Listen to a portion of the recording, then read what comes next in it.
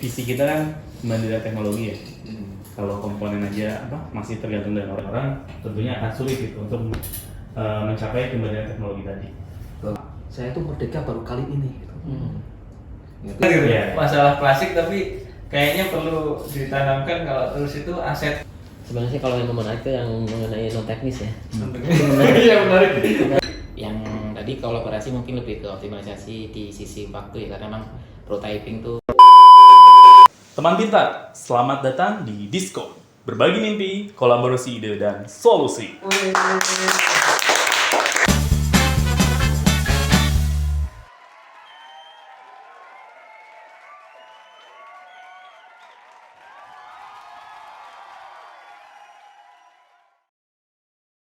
Diskon itu wadah komunikasi buat para teman pintar saling berdiskusi tentang inovasi dan teknologi, organization and people development, business and strategic management, operational management, dan juga hal lainnya. Untuk perannya terbagi menjadi 3. Pertama, guest speaker untuk membawakan materi. Kedua, penanggap yang menanggapi materi tersebut. Dan yang ketiga, moderator. Materi referensi akan dibagikan maksimal H-1 sebelum diskon dimulai.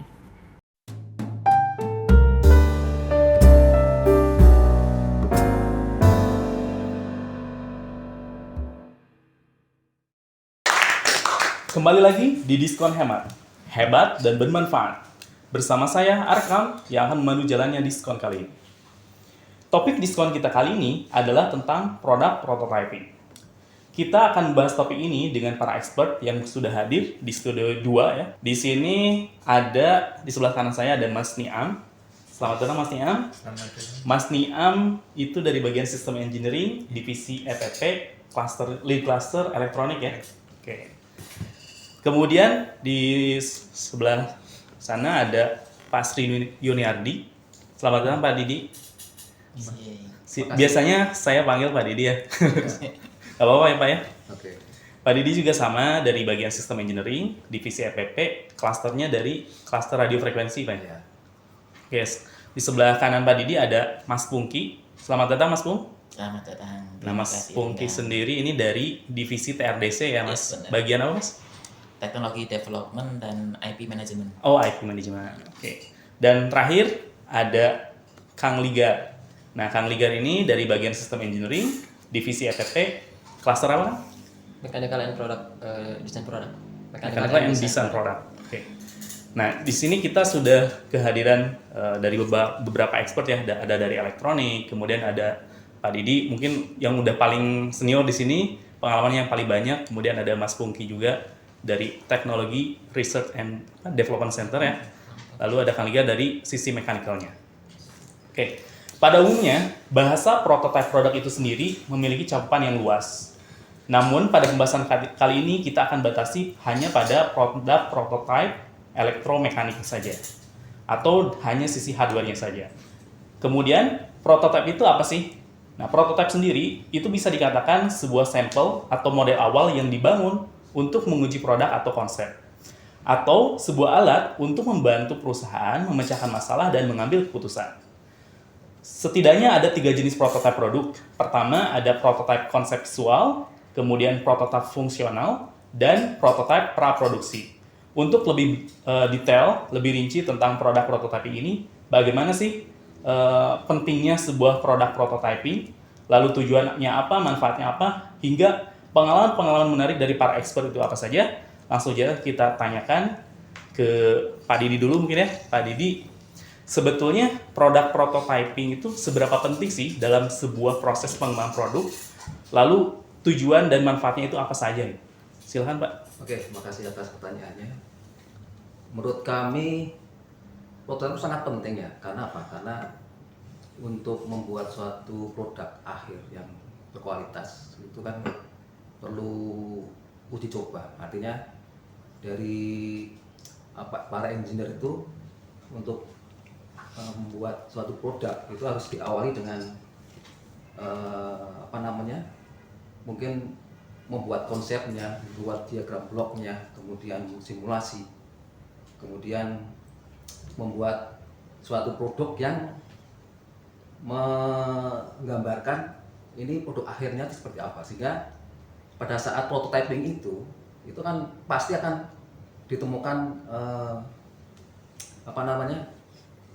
kegagalan-kegagalan di awal, sehingga kegagalan itu bisa diselesaikan, kemudian diperbaiki sampai diperoleh produk yang final. Sehingga mau nggak mau prototype itu harus dilakukan untuk mendapatkan produk yang benar-benar handal. Mungkin menurut saya seperti itu. Jadi tujuan dari produk prototype itu sendiri untuk membuat produk akhir yang handal gitu ya. Sebelum kita deliver produk yang sudah kita konsepkan atau gagasan dari produk itu, kita buat produk prototyping dulu untuk memastikan fungsinya itu sesuai gitu ya dengan yang diinginkan user atau customer kita. Oke, mungkin ada tambahan dulu dari Mas Mungki, silakan Mas Mung. Dari TRDC ya ini kan. Saya cuma menambahkan aja, udah banyak yang dijelaskan sama Pak Didik tadi. Tujuan akhir apa ya, sebenarnya prototyping dibutuhkan kan perusahaan kan mau, untuk perusahaan yang mau jualan produk ya, yang dari produknya mau dibikin sendiri. Nah di situ perlu dilakukan prototyping agar value produk yang mau dijual tuh terpenuhi semua. Walaupun value dari aspek fungsional, dari cost-nya, sama dari yang customer user atau customer yang inginkan, seperti itu sih. Makanya dilakukan, istilahnya dilakukan tahap prototyping agar value itu tuh terpenuhi semua. Walaupun prototypingnya nggak harus sekali jadi ya, jadi dari value tadi yang diinginkan apa, kita di awal ditanamkan di para pengembang prototyping ini, value apa yang harus dicapai, dan di situ jadi acuan untuk membuat produknya seperti apa, seperti itu. Oke, baik, terima kasih Mas Bung. Barangkali ada tanggapan lain dari Mas Niam terkait berapa penting sih produk prototyping gitu ya, proses pembuatan prototype sebelum itu jadi produk final gitu. Dari sisi elektroniknya, silakan Mas. Mungkin menambahkan juga ya, udah sangat banyak mungkin kalau saya ada 2 kata kuncinya ya, karena memang bukan seberapa itu sangat penting karena itu suatu keharusan menurut saya gitu. Jadi produk prototyping itu saat mirip kayak kita mau menjalani hari ke sore tapi tanpa pagi kalau tanpa produk. Jadi produk prototyping sudah trigger sendiri. Jadi mau ke final ya memang harus produk prototyping gitu. Jadi itu kalau bilang seberapa penting ya itu keharusan sebetulnya. Terus yang kedua mungkin kata kuncinya yang sepemahaman saya ya, produk prototyping itu produk itu tidak ada yang sempurna, tapi produk itu diselesaikan gitu.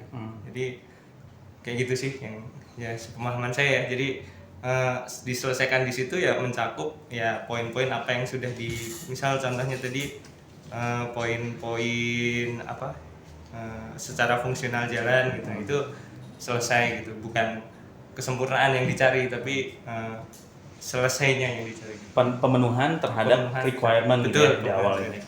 Oke, terima kasih Mas Niam. Luar biasa sekali quote-nya tadi ya. Sebelum pagi. Sebelum sore kita harus lihat pagi dulu, benar ya? Harusan berarti ya. Oke. Kalau dari sisi mechanical engineering-nya gimana nih? Kalau dari mechanical, kalau menurut saya sih jelas sih prototyping itu sesuatu yang sangat berpengaruh, apalagi dalam proses pengembangan sebuah produk gitu. Karena proses pengembangan sebuah produk itu kan, produk itu berkembang menjadi lebih baik, menjadi lebih sesuai dengan apa yang diharapkan oleh user gitu kan. Makanya di situ ada prototyping. Jadi sebenarnya tujuan prototyping itu juga sebagai alat evaluasi gitu. Apakah ide kita sudah tertuang dalam prototype ini atau belum? Jadi kita bisa lempar prototype ini ke user, terus kita evaluasi, kita minta feedback mereka. Pastinya belum ada produk yang sempurna kan. Nah di sanalah mungkin ada proses iterasi juga ketika prototyping itu, sehingga menghasilkan prototype yang benar-benar final dan siap untuk produksi. dan Gitu sih. dipasarkan ya. Iya betul. Tentunya tujuannya dari produk prototyping bisa digunakan oleh customer kita ya. Iya. Oke, tadi dari semua narasumber kita bahwa produk prototyping itu adalah iterasi atau proses yang memang perlu dijalankan. Nah, terkait proses tersebut, apa saja sih tahapan-tahapan untuk pembuatan produk prototype itu sendiri? Mungkin. Nah, mungkin dijelaskan, boleh dijelaskan oleh Pak Didi dulu, Pak. Bagaimana sih Pak tahapan-tahapan pembuatan produk prototype? Oke, terima kasih Pak. Jadi kalau untuk pengalaman kami ya, terkait dengan tahapan pembuatan prototipe itu, pada awalnya kita mesti harus tahu apa user requirement yang dibutuhkan dari alat yang akan kita buat itu. Jadi kita susun user requirement-nya, kemudian setelah itu dari user requirement itu kita buatkan diagram bloknya lah. Jadi bukan diagram bloknya dari yang awalnya global, kemudian dari blok-blok itu dibuat detail-detail. Dari detail-detail itu kemudian dibagi-bagi. Kalau di prototipe itu kita berupa tim, itu nanti ada pembagian tugas atau pembagian tim sendiri, sehingga kompetensi tim itu bisa menyelesaikan pekerjaan pembuatan blok-blok tadi. Kita buatkan tim, mungkin blok ini si A, blok ini si B, kemudian masing-masing blok itu kalau di bagian elektronik itu perlu ada orang yang tahu tentang elektronik sendiri, mungkin bisa memahami tools misalnya untuk simulasinya. Kemudian ada kompetensi yang bikin skematiknya, potensi untuk bikin PCB. Kemudian dari blok-blok tadi dibuat, kemudian setelah yang kecil-kecil itu dibuat simulasinya, kemudian dibuat prototipe per blok itu sendiri. Jadi di prototipe kecil-kecil ini dicoba. Mungkin kalau ada software simulasi kita bisa pakai simulasi seperti Proteus, kita juga punya. Itu kita bisa rangkai itu, kemudian disimulasi jalan, kemudian blok yang lain disimulasi jalan, kemudian dirangkai jadi yang lebih besar lagi. Kemudian kalau memungkinkan disimulasi keseluruhan bagus, baru setelah oke, masuklah ke tahap untuk pembuatan hardware-nya. Jadi ada yang bikin skematiknya, kemudian bikin PCB-nya. Setelah bikin PCB-nya ya dicoba lagi. Jadi ya berputar-putar. Mungkin pada awalnya rangkaian itu nggak langsung jadi ya. Seperti kata Pak Mungki itu mesti bertahap. Jadi yang awalnya nanti mungkin ada masalah harus ganti PCB, makanya yang namanya prototype itu harganya sangat mahal gitu. Tidak langsung jadi suatu produk yang final, tapi perlu iterasi. Mungkin yang lain bisa menambahkan. Oke, itu yang siap. Saya terpikir Oke. pada awal seperti itu. Oke, terima kasih Pak Didi. Oke, mungkin bisa menanggapi lagi Mas Pung dari sisi pengembangan produk ya. Silakan. Mungkin sedikit ya, udah didetailkan lagi sama Pak Didi juga tadi. Sebenarnya di Line sendiri sudah ada SOP untuk pengembangan produk. Oke, 01 mungkin ya? 301 ya. Itu detailnya seperti yang disampaikan Pak Didi tadi. Cuma yang pengalaman kami di prototyping ini dari awal sampai sekarang ini yang emang paling penting tuh utamanya di penentuan requirement sih. Soalnya tadi kan sudah disebut Pak Didi ya, di tahap awal memang penentuan requirement ya. Jadi situ kan requirement nggak cuma di fungsional ya, sebenarnya requirement itu banyak dari user sendiri ada. Terus kenapa saya bilang requirement ini karena ujung-ujungnya prototype ini jadi nanti jadi produk yang untuk dijual ini dalam arti produk ini nanti mendukung bisnis perusahaannya, terutama di sini Line sendiri. Kalau prototype ini yang mudah-mudahan bisa mendukung dari segi bisnisnya, terutama dari pendapatan profitnya juga ya bisa berkontribusi di situ juga. Balik lagi tadi ke requirement sih, yang akhir-akhir ini saya konsen di requirement itu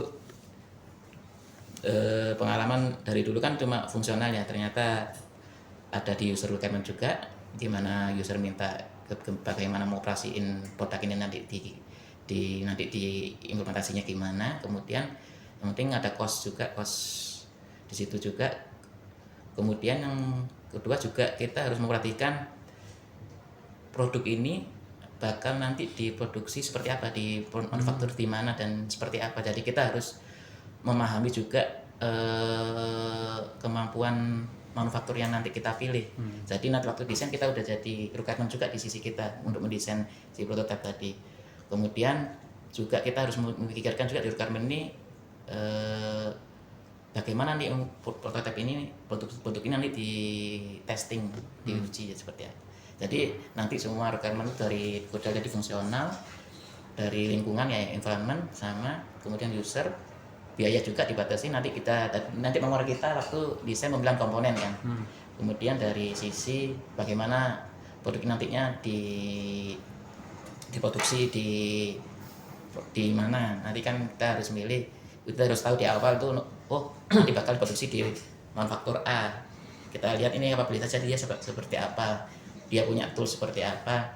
Kalau kita desainnya terlalu rumit, apakah dia ini mampu diproduksi? Takutnya nanti balik lagi, tarikan ke aspek cost juga. Ini susah diproduksi, akhirnya costnya naik juga, gitu sih. Nah, kemudian dari yang seperti detail yang saya sampaikan tadi untuk requirement, nanti efeknya ke desain kan. Desainnya mengacu ke requirement, tapi untuk implementasinya tetap juga nggak semua requirement harus dipenuhi di awal, Pak, di iterasi awal. Soalnya mungkin biasa di iterasi awal mungkin kita fokus ke fungsional ya, porsi fungsi dasar dulu untuk porsi besarnya, tapi tetap dibatasin sama cost dan ini soalnya terkait tadi costnya komponen dan itu terus sama. Kemudian baru next iterasi berikutnya mungkin ada requirement berikutnya harus penuhi, baru iterasi berikutnya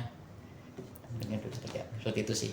Soalnya balik lagi tadi yang saya sampaikan di awal, kalau bisa prototipe ini juga bisa berkontribusi untuk final produknya ya, bisa jadi andalan di bisnis perusahaan. Terkait requirement manufacturing, Mas Bung, tadi kan terkait capability-nya ya? Iya. Capability dari manufacturer ya. Kalau terkait quantity dari apa kan kita udah ada forecast nih, ini mau dibikin berapa, itu mempengaruhi nggak kepada metode produksinya? Misalkan produk A gitu, mau diproduksi 100 dengan 1000, apakah akan mempengaruhi metode produksinya nanti gitu? Iya. Itu pasti, akan mempengaruhi. Makanya menanggapi yang Mas Arkam tadi sampaikan, sebetulnya prototyping ini nggak cuma kita melibatkan cuma di engineer designer aja ya, tapi kita harus melibatkan teman-teman atau engineer yang paham di sisi manufaktur. Kebetulan lain juga ada bagian manufaktur juga ya, itu dilibatkan juga di awal. Jadi di penyusunan requirement kita itu menyusunnya sama orang-orang juga, nggak cuma di orang yang desainer juga. Intinya dilihat sama emang si produk desainernya, produk yang inilah leader untuk prototypingnya. Tapi juga untuk menyusun ini ada dari teman-teman di manufaktur. Tadi dia paham, nanti kalau pakai komponen ini pengadaannya harus gini, harus pakai satu, misalnya kalau PCB kan harus beli satu, kalau pakai mesin ini harus pakai satu roll, ini belinya kan otomatis ada komponen kebuang atau gimana. Nah itu kan juga menarik seperti itu sih. Oke, itu tadi udah menyinggung ya terkait manufacturingnya juga ya. Oke, selanjutnya mungkin dari sudut pandang mechanical dulu nih. Tadi kan secara umum ya, Kang Ligar dijelasin tahapan awal sampai nanti delivery-nya gitu ya. Nah, kalau prototyping dari sisi mechanicalnya itu biasanya diawali dari apa dulu setelah requirement ditentukan? Nah, tadi sebenarnya udah ada detail juga sih dari tadi sih Mas Tungki. Kalau dari segi mechanical yang pasti benar requirement. Yang kedua mungkin tahapan selanjutnya itu secara mechanical ya. Kita membuat konsep dulu nih, produk yang mau kita buat itu seperti apa, keperluan user seperti apa. Kemudian ketika konsep itu sudah di final, sudah selesai gitu, secara mechanical kita buat pemodelan dulu nih, 3D-nya seperti apa. Kita mungkin tadi bahasanya prototyping 3D visual ya. Kita bentuk visual dan bentuk digital mungkin untuk tahap awalnya. Nah di situ juga nanti ada diskusi lagi terkait sama bentuknya seperti apa gitu kan, terkait dimensi gitu kan. Nah, kemudian selanjutnya setelah pemodelan sudah disepakati, kita mulai tahap produksi. Produksi itu mungkin terkait produksi dari segi hardware-nya, elektroniknya, dan mekanikal. Nah, menariknya di sini untuk mekanikal, kadang-kadang produk hasil prototyping itu berbeda prosesnya dengan yang nanti akan di mass pro. Kadang-kadang seperti itu. Tidak jarang juga kita lihat ada launching prototype mungkin kendaraan ya, kita ambil contoh. Kita pernah lihat launching konsep kendaraan A misalnya. Dan ketika di mass pro itu sangat jauh berbeda. Nah, itu mengalami proses iterasi yang pada akhirnya itu mendekati permintaan user gitu. Nah, itu sangat menarik sekali untuk apalagi berkaitan dengan proses produksi tadi, proses manufacturing tadi. Nah, memang nyambung ke pertanyaan Kang Arkam tadi ketika terkait jumlah itu sangat mempengaruhi cost ya pastinya. Jadi kita harus menentukan nih produk ini mau di manufaktur seperti apa. Kalau dari Metode produksinya. metode produksinya itu sama mempengaruhi cost. Kalau dari mekanikal itu tahap prototyping ini ada 3D print, machining, atau injeksi atau molding. Nah, 3 yang dasar ini harganya itu berbeda-beda terkait dengan jumlah kuantitinya. Nah, itu sangat menarik sekali. Makanya di situ perlu adanya evaluasi terkait sama cost dan proses produksi yang nanti akan kita lakukan. Seperti itu. Baik, terima kasih Kang Ligar dari sisi mechanical. Nah, barangkali ada tambahan dari sudut pandang elektroniknya nih, Mas Niam, terkait proses-proses pengembangan prototipe produk. Mungkin kalau dari sudut elektronik mungkin menambahkan aja itu lebih ke kita masih tergantung soal komponen mungkin ya. Komponen dan itu ngaruhnya juga ke pembelian ya. Misal beli 1 sama beli 100 kan beda juga gitu ya. Jadi seperti itu, apakah ini memang prototipenya mau dibuat berapa gitu. Kalau emang mau sampai produksi ya memang harus melibatkan produksi. Kalau memang hanya sebatas mungkin bisa dihandle tanpa harus diproduksi yang saya nggak tahu ya batas produksi itu minimal berapa gitu kan. Kadang ya misal 10 misal gitu juga mungkin ya kita sesuai konteksnya itu aja gitu. Kalau terkait produk prototyping sendiri nih Mas, otomatis kan produk prototyping itu nggak akan banyak ya. Nah, tahapan tadi kan Pak Didi sudah jelaskan ya, dari simulasi, kemudian konteks diagram dari sebuah fungsinya dulu gitu ya, sampai ke mungkin nanti assembly. Nah, kalau dari elektronik sendiri cakupannya itu apa saja sih selain tadi yang dijelaskan Pak Didi gitu? Cakupannya ya paling untuk misal lebih detailnya ya saya suka menganalogikan kayak masak sebenarnya. Jadi Ini suka menganalogikan. Ya misal kalau secara elektronik ini butuh proteksi apa, butuh misal arus berapa, tegangan berapa gitu ya. Terus didetailin ini shieldingnya gimana gitu ya. Mungkin nanti nyambung ke MC juga gitu ya. Mungkin seperti itu ya. Misal kayak masak juga kan, mau masak soto dengan rasa soto Padang misal gitu ya. Berarti kan bumbunya udah beda lagi gitu kan. Bumbunya apa sih kalau Padang tuh gampang juga gitu. Rendang. Soto Soto Padang. Soto Jawa lah gitu. Lamongan mungkin kunyitnya udah sama soto Bandung udah beda lagi gitu kan. Nah, itu kayak gitu aja sih mungkin. Kalau dari segi elektronik ya parameter elektronik yang perlu disepakati di situ gitu. Berarti perlu disesuaikan juga ya terkait standar yang perlu dipenuhi oleh produk yang kita kembangkan itu ya. Betul. Oke, baik. Terima kasih Mas Niam. Satu ini lagi sih Kang yang sering tadi kan mungkin user requirement terus dibagi-bagi gitu ya, dia mau jamu kan. Nah, saya itu agak sedikit ini akhir-akhir ini juga dapat insight gitu kalau semua itu nggak akan bisa bareng tanpa ada komunikasi gitu. Nah, jadi kayak ya ngerjain itu teh kalaupun udah dibagi ya gimana komunikasinya. Oke, berarti harus ada yang nge-lead komunikasinya Betul, gitu. supaya tetap harmonis. Betul. Ya analoginya kayak konverter gitu ya. Ya, orkestra gitu. Bisa nambahin sedikit Udah. tentang elektronik ya. Boleh, Jadi, karena boleh. saya juga hubungan dengan elektronik. Jadi gini, tadi saya sampaikan bahwa pada saat kita desain tuh kita simulasi. Kadang simulasi itu bagus dan realnya itu tidak bagus. Karena apa? Karena simulasi itu adalah ideal. Nah, dari simulasi menuju ke realnya itu harus orang yang mengerjakan bagian untuk merealisasikan itu harus mengetahui konsep-konsep elektronik sendiri, misalnya terkait MI tadi, MI supaya MI itu tidak manjat kemana-mana seperti apa.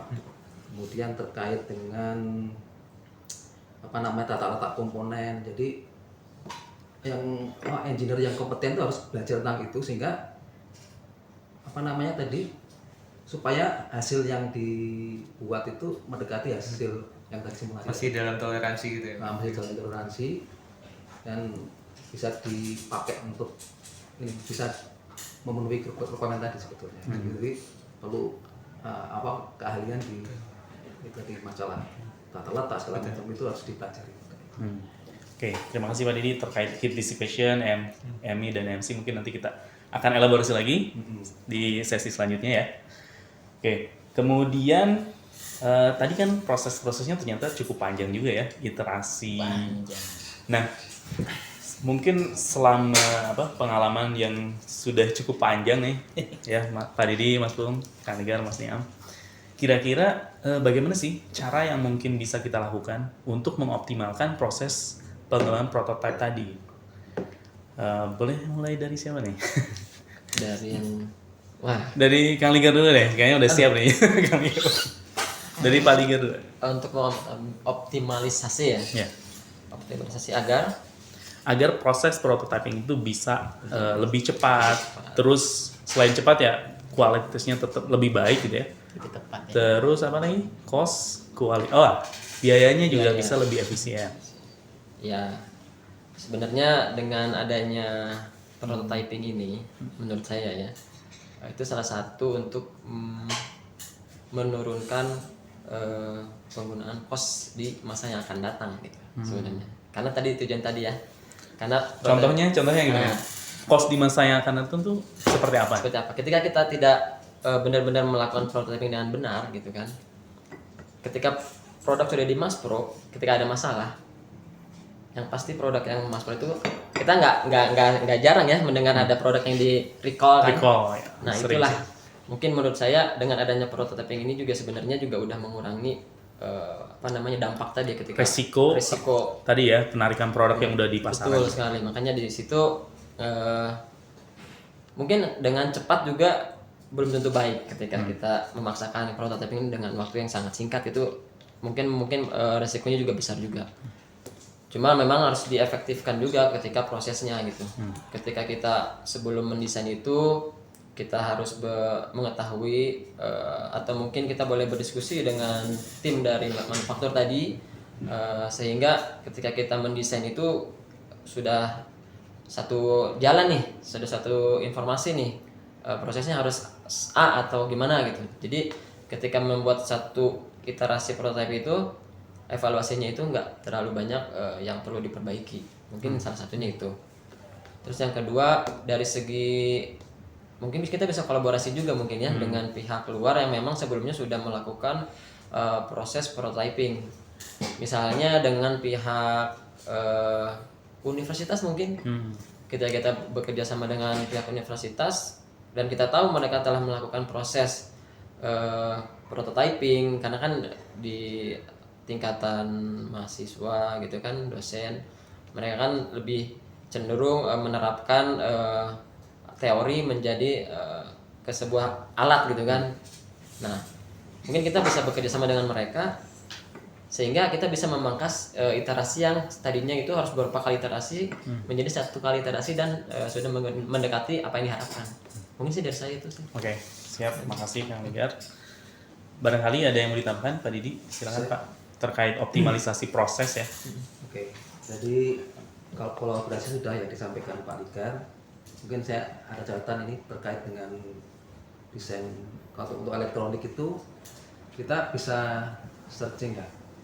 Misalnya kita dalam prototipe itu kan tadi saya sampaikan bahwa banyak sekali fungsi-fungsi yang di dalamnya. Dan fungsi-fungsi sebetulnya tidak perlu semua kita buat, sehingga bisa kita dengan fasilitas internet kita searching apakah blog ini sebetulnya ada yang orang udah pernah buat enggak sih gitu. Jadi ada produk-produk coach itu yang mungkin menyederhanakan desain kita yang awalnya kita dari nol, dari scratch, kita bikin rangkaian, simulasi segala macam. Blog ini sebetulnya udah ada yang bikin. Kita searching, oh ini blog ini kita pakai, kita beli, kita verifikasi bahwa input outputnya sesuai dengan yang kita butuhkan, itu kita bisa pakai. Biasanya itu akan lebih murah dibanding kita membuat dari nol. Nah, mungkin tambahan saya itu Baik. sangat membantu dari Itu bisa membantu dari waktu ya, Waktu. bisa lebih efisien, kemudian kualitas juga kan, akan lebih bagus. dan Karena cost tentunya bisa lebih murah karena trial and error-nya bakal lebih sedikit ya resikonya gitu. ya, Oke, terima kasih Pak Didi. Dari Mas Pung ada yang mau ditambahkan Mas Pung terkait optimalisasi? Udah Udah cukup. Ini udah, nambah lagi. Silakan. Berbicara optimalisasi, mungkin udah disampaikan tadi ya sama Pak Didi sama Kang Lider.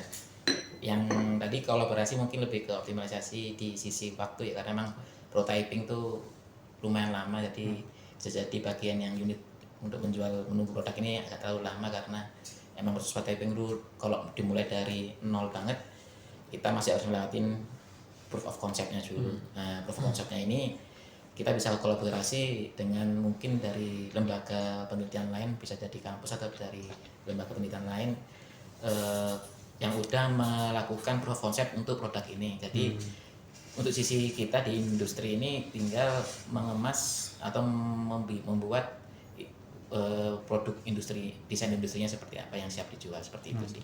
Jadi untuk fungsional udah separuh jalan lah ya dilakukan, masih ini. Itu bisa untuk optimalisasi sisi waktu. Kemudian untuk pengalaman untuk yang lain, untuk efektivitas ya. Dari pengalaman saya sih di awal, emang dari dulu sih di pengembangan produk ya. Ya. Mungkin belajar dari pengalaman sih tadi, dari pertama tuh memang terlalu fokus di fungsional, ternyata untuk ujung-ujungnya ya efek ke cost juga, nggak dipenting costnya yang tinggi. Kemudian untuk proses produksinya juga terlalu ini, balik lagi tadi sampai dari dulu sampai sekarang kita improve-nya di improve proses sih, improve prosesnya sih. Tadi untuk memperhatikan terutama improve di requirement-nya.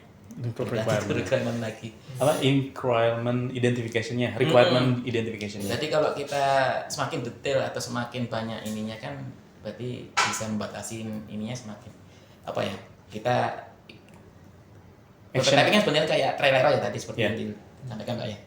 Kalau kita batasannya semakin banyak ini kan semakin kita sudah jelas arahnya. Kalau kita masih rambu-rambunya masih dikit sih masih bisa kemana-mana kan. Takutnya kalau kita banyak ini yang batasin ini lurus dan fokus, mudah-mudahan bisa efektif di sisi waktu dan hasilnya siap dijual juga. Jadi tujuannya semakin jelas, prosesnya juga semakin efektif ya.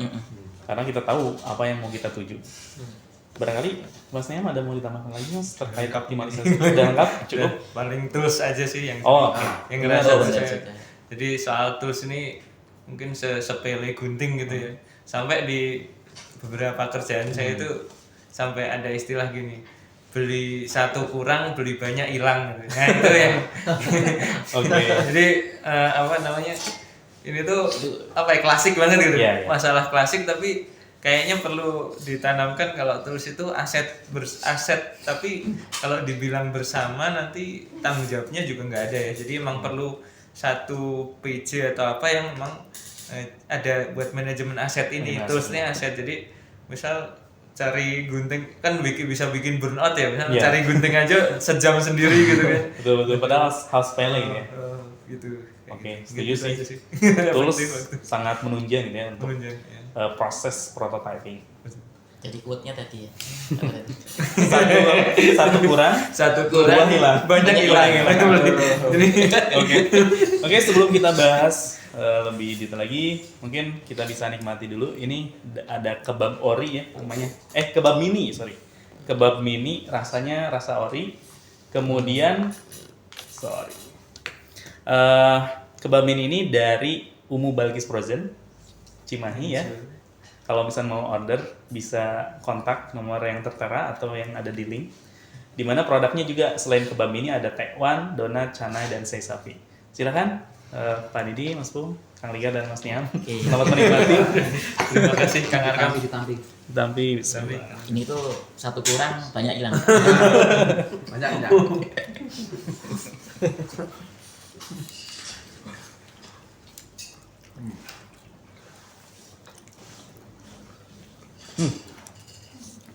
Enak Mas. Wah, Kenyang Enak nih. Pak. Reviewer. Penjual. Oh ya kalau mau beli bisa langsung. Mas Niam.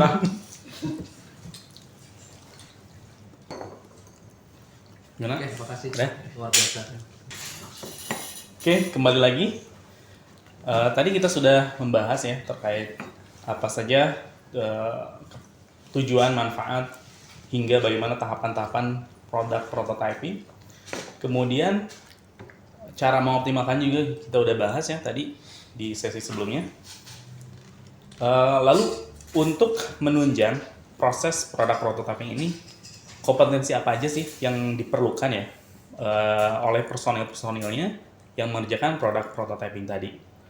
Mungkin bisa lebih rincikan, mungkin tadi Pak Didi sudah sekilas yang bahas di tahapan-tahapan prosesnya, tapi barangkali ada ya specific requirement atau kebutuhan khusus gitu untuk personil SDM yang memiliki kompetensi tertentu. Silakan Pak Didi, boleh Pak, terkait kompetensi Yang apa dulu, aja?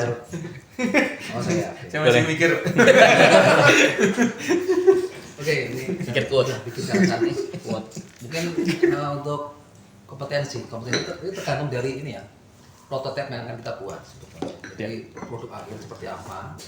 Kalau produk akhirnya itu udah udah termasuk dengan enclosure-nya, berarti perlu engineer mekaniknya itu mendesain casingnya seperti apa, yang manis seperti apa. Kemudian kalau mekanik itu nanti terkait dengan pembuangan panasnya, kemudian yang hubungan dengan mekanik lah, itu bisa disimulasi. Kemudian untuk bagian elektronik mungkin kompetensinya satu, mungkin harus ada engineer yang benar-benar ngerti elektronika sendiri gitu.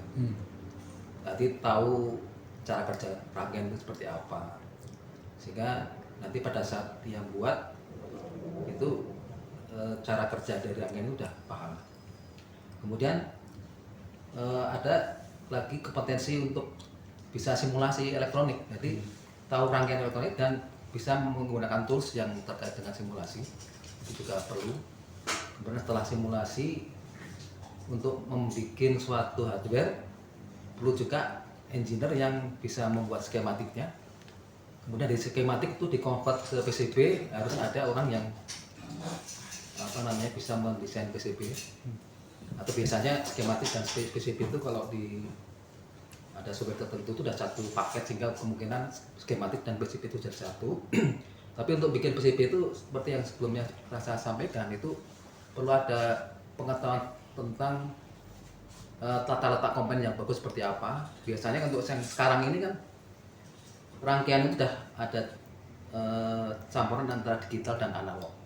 Nah, antara digital dan analog itu tidak mudah untuk menggabungkan, karena digital itu sangat noisy, analog itu dia relatif lebih rentan terhadap gangguan, sehingga ada treatment tertentu supaya yang gangguan dari digital itu jangan sampai masuk ke yang analog. Itu perlu ada engineer yang kompeten di situ, sehingga nanti ada rekomendasi tata letak seperti apa.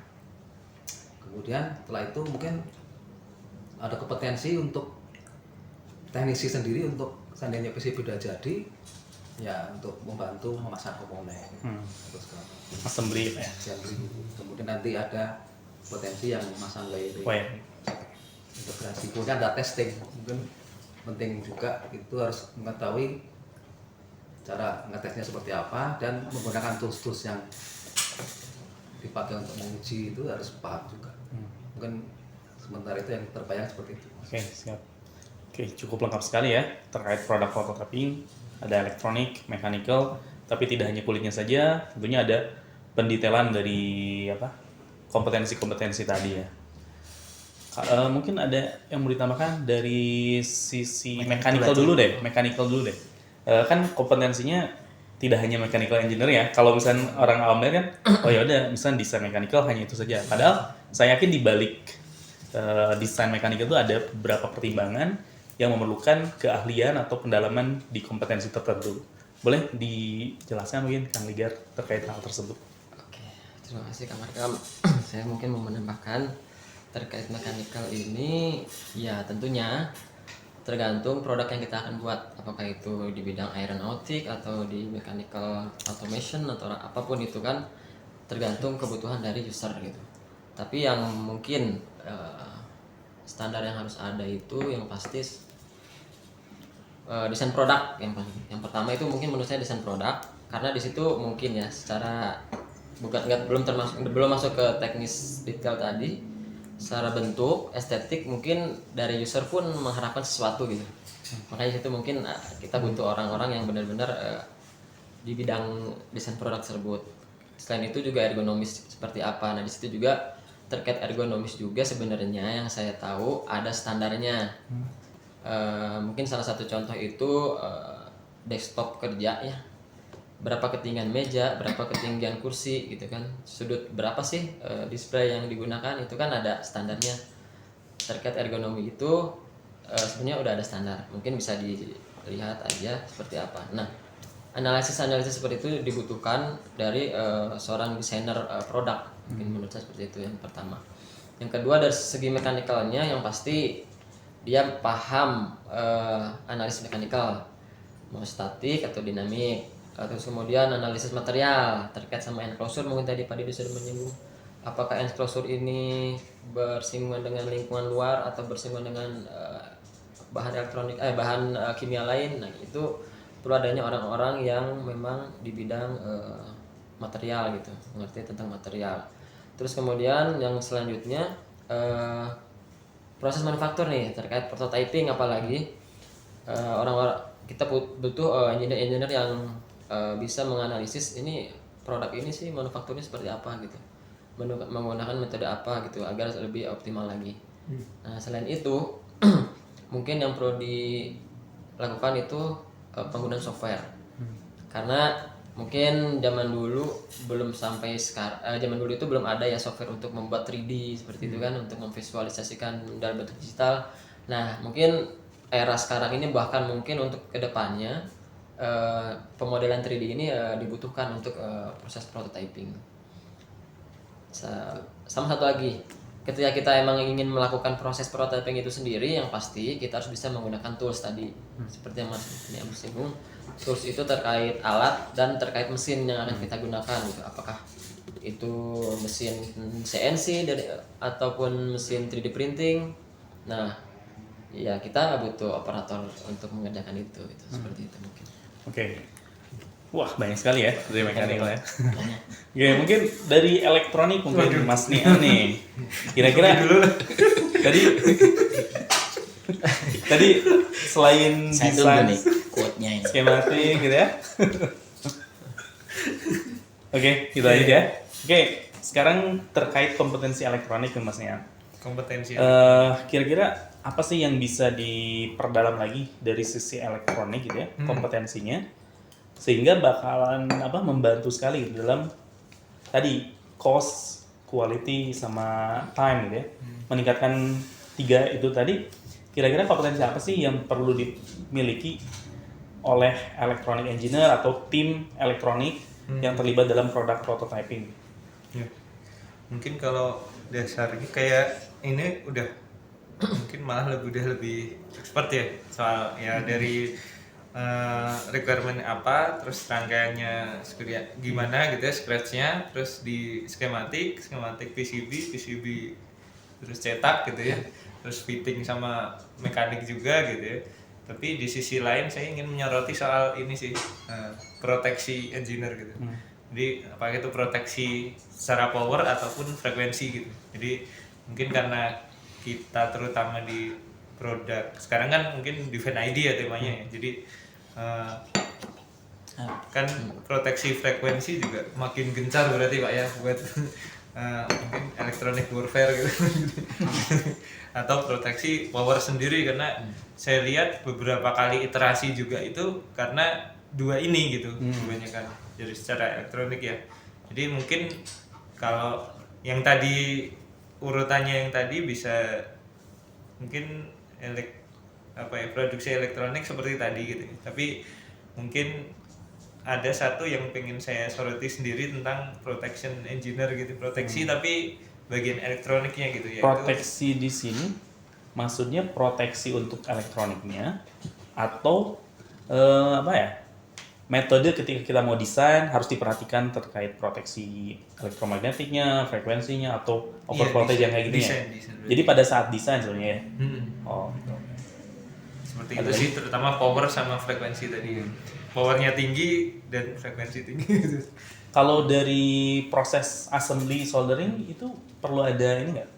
Kompetensi apa aja gitu terkait soldering? Kalau soldering kan juga beberapa teknisi kita udah ikut pelatihan IPC juga ya tentang soldering. Jadi mungkin standar IPC sih yang dipakai kan gitu ya. Nah, itu sangat berpengaruh ya pada kualitas dari produk prototipenya. Mungkin kemarin juga sempat bikin itu salah satu teknisi ya, Kang Deden pernah nyoba jelasin ya dengan bahasanya solder yang bagus seperti apa gitu kan. Jadi ya betul sih itu tadi ya. Jadi soal soldering ya berpengaruh. Oke. Dari desain tadi ya memperhatikan terkait elektromagnetik, frekuensi, kalau misalnya ada interference gitu ya. Terus dari soldering juga berpengaruh pada hasil dari produk prototipenya. Ada bentuk-bentuk solder yang tidak efektif kan seperti itu. Siap. Oke. Kita mungkin bisa dilengkapi lagi oleh expertise kita. Mas Pungki, silakan Mas Pung. Dilengkapi aja ya. Siap. Soalnya detail tadi udah dijelasin sama para expert Pak Didi, Kang Digar sama Mas Niam. Yang jadi konsen ini sih kita fokusnya ini kan bahas lagi prototyping hardware ya. Mungkin nanti masing-masing kompetensi itu memang perlu di-upgrade knowledge-nya juga. Mungkin ada training, soalnya kan isu yang paling penting di hardware ini kan prototyping produk hardware ini kan terkait elektromekanik kan di IMI sama thermal management Pak ya. Nah itu mungkin nanti itu selain fungsionalnya ya, terkait tadi fungsional di di produknya sendiri. Nah, itu perlu didalami juga. Terus kemudian yang kedua kompetensi kan pasti kan nggak dimiliki satu orang Pak ya. Pasti nanti mungkin di elektronik pasti ada 2 level juga, mungkin di kita sebut aja junior sama senior Pak ya mungkin ya. Mungkin di sisi junior ini lebih ke implementasinya, yang senior mungkin lebih konsep Pak ya. Mungkin satu lagi yang perlu dibutuhkan di potensi untuk prototype-nya adalah tadi yang disampaikan Mas Niam di awal tadi, yang menjahitnya apa ya, yang mengkomunikasikan ya. Jadi kayak mungkin saya meminjam dari Mas Niam tadi, kalau seperti analogi ya. Coba pakai analogi juga. Saya analogikan seperti PES, tahu PES ya? Permainan bola, simulasi bola, sepak bola kan. Itu kan ada pelatih. Pasti kan untuk bidang elektronik mungkin kipernya atau playmakernya di mana, di sisi mekanik mungkin di posisi apa, seperti di analogi di sepak bola. Nah, itu memang harus kerjanya harus harmonis ya. Terutama dibutuhkan harus harmonis, sinergi, dan pasti butuhkan komunikasi tadi kan, harus ada yang lead yaitu pelatihnya kan ya. Nah seperti itu sih. Dan perlu kalau lihat lagi di PES sendiri kan, kalau kita lihat satu pemain pasti ada tabel apa itu namanya, itu apa itu, skill ya, Skill, kompetensi. Profil skillsnya. Misalnya di elektron di playmaker back ya, dia defense-nya paling jago kan, tapi penyerahannya kurang. nggak ada, bukan nggak ada tapi dikit. Nah itu juga yang dibutuhkan di tim prototyping ini, yaitu misalnya di elektronik ya, di elektronik juga nggak harus fokus dia jago, maksudnya harus full di full tapi tanpa memperhatikan mekanikalnya. Nah itu harus punya sense juga harus punya knowledge sedikit walaupun sedikit tentang mekanikal. Jadi terus di mechanical juga misalnya nggak harus fokus paham di mechanical juga, dia harus memahami juga di sisi elektroniknya. Jadi situ nanti mudah bagi pelatih untuk mengkomunikasikan. Kemudian ya seperti itu sih. Jadi saya pernah lihat ada paparan di siapa ya, dia dibikin gitu juga. Jadi untuk misalnya ini ambil contoh mendevelop produk power elektronik ya. Di sini dibutuhkan apa aja nih? Pertama engineer power elektronik sendiri. Di sini jago ini, terus kemudian mau PCB designer, mechanical ini yang cluster designer, thermal management. Di situ juga disebutin nih speknya masing-masing, tadi dibikin mirip kayak yang di PES tadi. Jadi grafik itu misalnya dibutuhkan ini tahu tentang produknya, tahu tentang sistem produknya apa, sistem konsep produknya sendiri seperti apa, operasinya itu di mechanical, walaupun mechanical ya, tapi dia tetap mengetahui sedikit levelnya level 1 mungkin. Untuk yang bagian elektronik yang dari core-nya itu levelnya level 4. Sisi power orang main power engineer level 4 kayak gitu. Tapi di power sendiri juga ada kompetensi yang dibutuhkan, yaitu skills tentang pemahaman thermal management. Itu juga harus paham, mungkin dibutuhkan level 2. Tapi untuk implementasi mechanical engineer-nya yang levelnya level 4 kayak gitu sih. Jadi kelihatan matriksnya. Mungkin nanti itu bisa jadi gambaran ilmunya. Dibikin situ juga sih. Misalnya untuk produk radio Pak ya, skillnya dibutuhkan apa aja, nanti masing-masing kompetensi ini dibikin grafiknya. Mungkin seperti itu sih tambahan. Mudah-mudahan melengkapi ya. Perlu manajer ini ya, apa profiling skillnya tadi. Nah, itu nanti kan akhirnya dibutuhkan juga tuh bagian yang akhirnya enak juga kan. Butuh orang yang mekanik yang bisa paham ini juga. Ini melekat di personal juga udah kelihatan ya. Kayak kita yang punya kartu gitu ya? Iya. Kalau di mungkin game online juga ada. Power sama intinya juga ya. Nggak tahu saya. Saya juga cuma bisa main PES doang sih. Oke, menarik sekali ya analoginya tadi. Oke, nah terkait produk prototyping tentunya proses itu pasti banyak ya tantangan-tantangan yang perlu kita hadapi ya. Untuk menghasilkan sebuah produk yang kualitasnya bagus, cost-nya mungkin bisa diefisiensikan, dan waktunya mungkin bisa diharapkan ya cepat ya biasanya.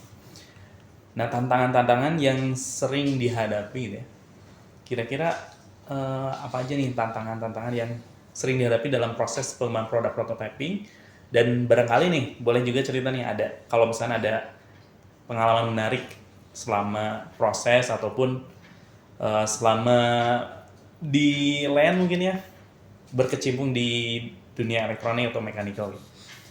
Dimulai dari Mas Niam. Mas Niam. Lagi mikir. Nyari quotes. Saya melengkapi aja. Dari Mas Niam dulu deh. Yang pasti kalau tantangan ini sama yang pengalaman lagi ada. booming kan pasti ada tantangan non teknis sama teknis gitu ya. Jadi, ya non teknis mungkin nggak terlalu akan dibahas mungkin ya di sini ya. Mungkin agak non teknis, agak teknis ya komunikasi, soal komunikasi antar tim gitu. Non teknis lah gitu.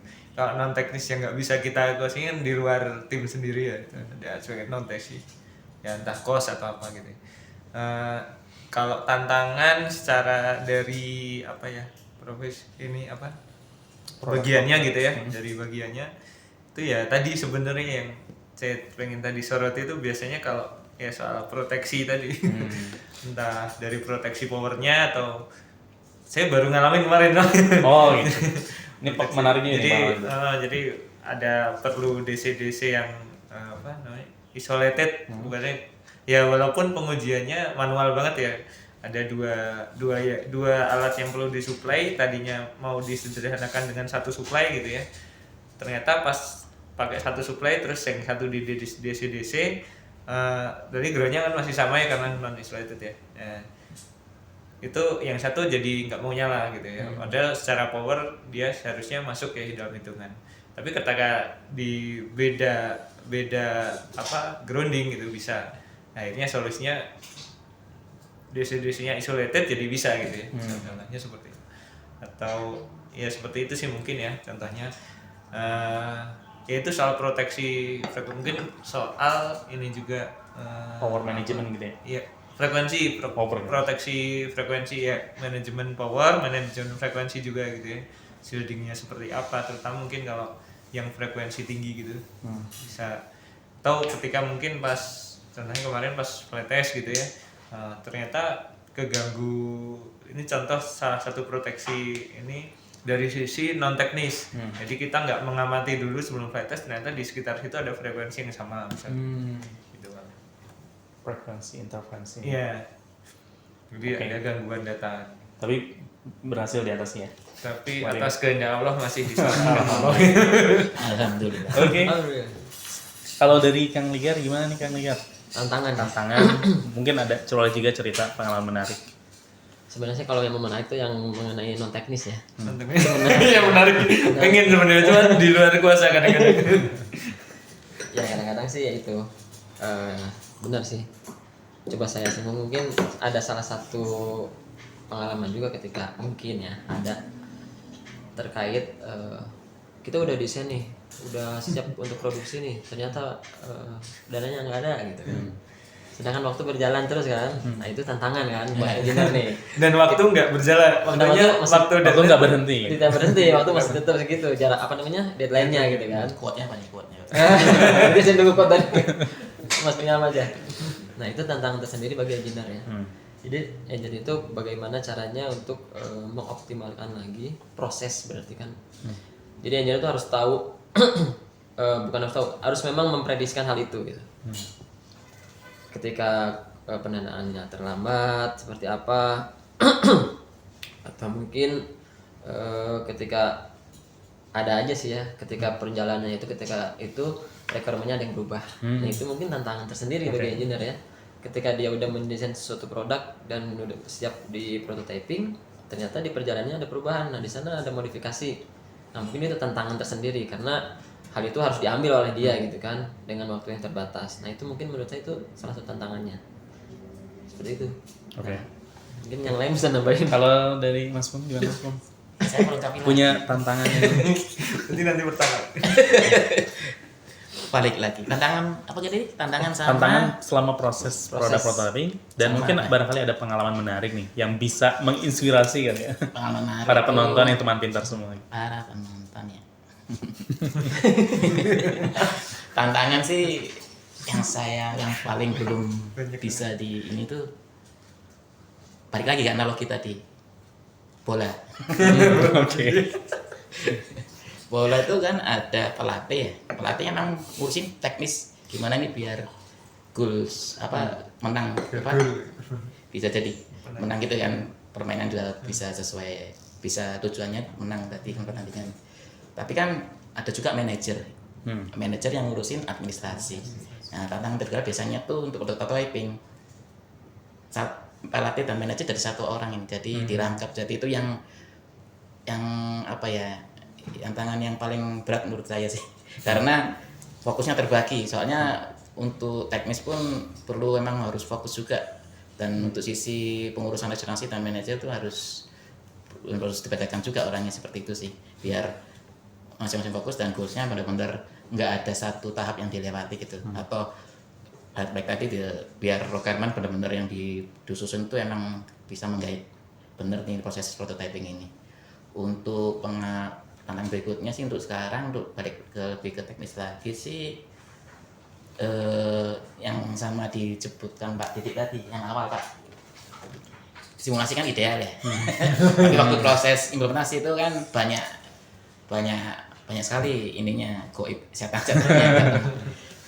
Itu tapi berdasarkan pengalaman itu kan karena fokus juga kita di produk itu, akhirnya juga terlatih juga dapat insting lagi, sama kita coba Pak, kita simulasinya bukan simulasi ideal jadinya.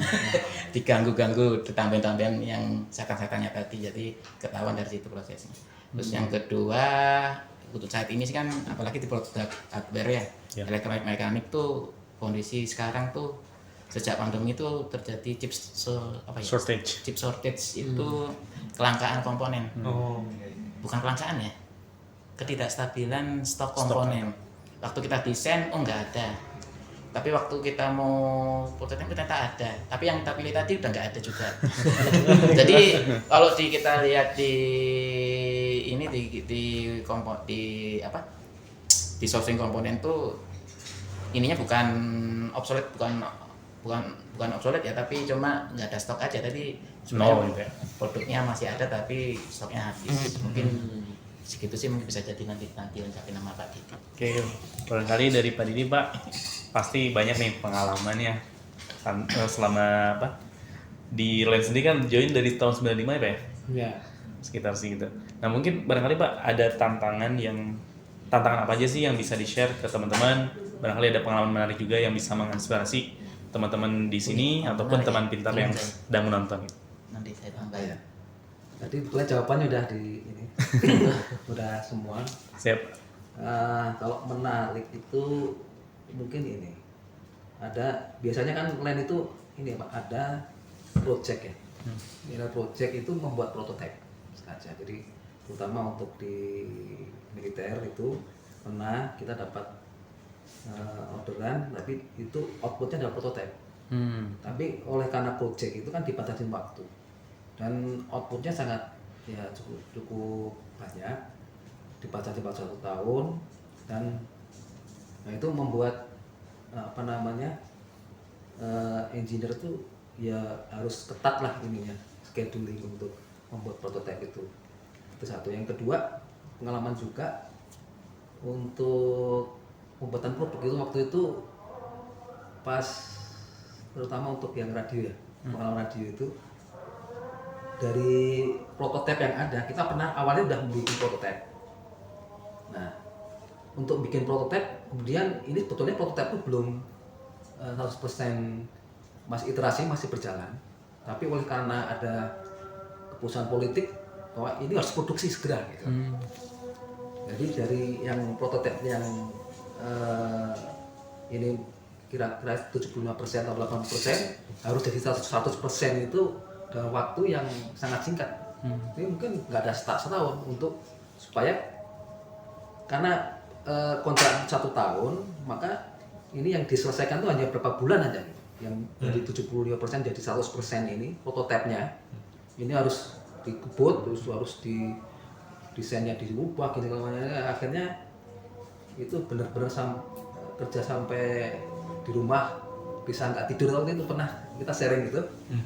Itu pas proses itu bisa di rumah Sabtu Minggu tuh ya tetap ngerjain itu sampai, karena dibutuhkan waktu yang sangat singkat sehingga ya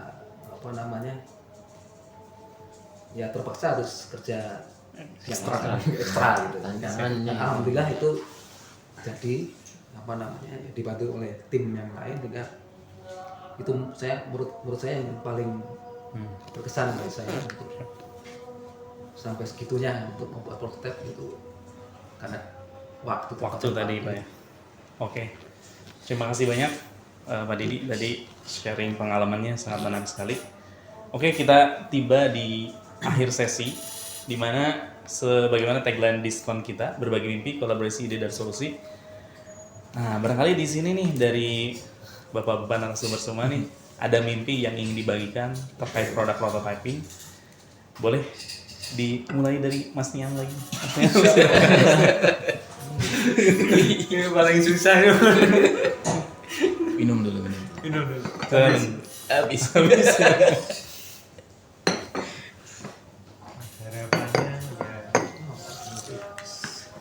Harapannya justru apa ya? Produk prototyping itu terjadi setelah mimpi gitu. Nah, gimana coba tolong jelasin. Gimana nih? Analogi kayak tadi aja gitu. Jadi harapannya sih sudah tidak mimpi lagi gitu. Tapi produk prototyping itu justru misal mungkin arahan proyek apa gitu ya. Itu kan sedang digodok. Nah, itu kan sedang diharapkan, sedang dimimpikan gitu kan. Belum bangun nih pagi gitu ya. Nah, produk prototyping itu adalah paginya gitu. Nah, kalau mimpinya ya sebenarnya ya lanjutin mimpi aja, itu akan jadi produk prototyping gitu ya. Oke. Jadi saya diminta kalau minta harapan apa ya bingung sih. Jujurnya bingung. Mungkin gini, ada hal-hal yang mungkin bisa kita perbaiki nih untuk mempercepat atau memperbaiki lah proses produk prototypingnya mungkin ya. Iya. Dari pandangan Mas Niam sendiri, Komunikasi ya Pak, komunikasi. Oke. Teknis ya berarti ya. Teknis. Oke. Komunikasi. Kalau dari Kang Ligar silakan. Aduh, kalau saya sih lebih ke ini ya, mimpi saya terhadap produk prototype itu harapannya, mimpi atau harapannya sama aja ya? Sama. Bisa. Ya prototyping harus tetap dilaksanakan gitu. Mimpi harapan. Entah apapun produknya gitu kan, tetap prototyping harus dilakukan gitu. Karena itu salah satu proses yang menunjang produk. Oke. Itu sih harapannya. Mungkin kayaknya mimpinya nyambung ke mimpinya Mas Puki tadi. Setiap kompetensi itu ada skill, gitu. Oh ya, ada pemetaan. Ada pemetaan gitu mungkin kesana. Mungkin Jadi harus ada game-nya tuh juga. Kalau Mas Bang gimana? Saya ya. Mimpi ya. Mimpi dan harapan. Kalau mimpi kan nggak sengaja, tapi harapan kan sengaja. Nggak gini. Terkait tadi nih, pengalaman cari pengalaman dulu ya. Sebagai pengembang produk dan kalau produk kita jadi dan dipakai berhasil dipakai sama user apa orang yang benar-benar membutuhkan tuh rasanya apa ya, rasanya nggak bisa senang banget gitu lah intinya. Jadi itu nanti efeknya juga kita punya produk sendiri. Nah, apalagi ini berujung ke kemandirian kita, bakal kita punya produk sendiri sih. Dalam arti ini Indonesia ini bakal punya produk sendiri ya. Otomatis kalau kita tarik mundur, kalau kita mau mandiri punya produk sendiri berarti kan produk prototyping adalah akarnya ya, prosesnya. Kalau kita udah kuat di proses produk prototyping, otomatis untuk ngasih produk tuh udah segampang tadi mau bikin soto kan udah resepnya, udah paham, udah nggak perlu lihat resep lagi Pak ya, kayak gitu sih. Nah itu mudah-mudahan mimpi saya. Saya berharap sih Dila ini kan udah lama sudah ada produk development, mudah-mudahan ini proses produk development ini semakin matang dan semakin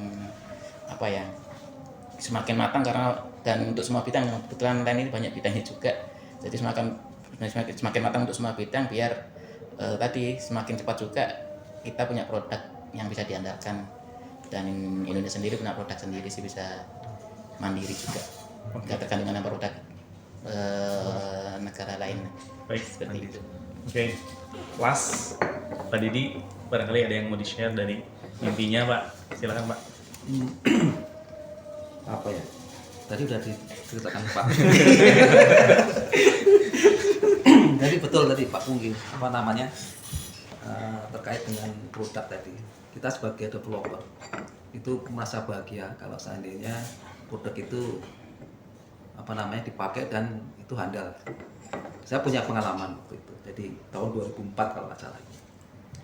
Itu waktu itu kita mendevelop KW meter digital. Bukan KW digital, prabayar yang pakai. Tapi itu belum digital ya. Pakai meteran yang muter itu, kemudian tambahin rangkaian, kemudian kita bikin transaksinya menggunakan smart key waktu itu. Nah, waktu itu saya salah satu tim dari situ yang mendesain hardware-nya. Ya hampir semua lah. Kemudian dan itu bisa dipasang di pelosok di Ponelo, itu ada suatu pulau yang di daerah Gorontalo.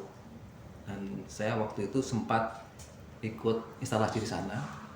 Dan itu kan satu sistem dengan solar cell.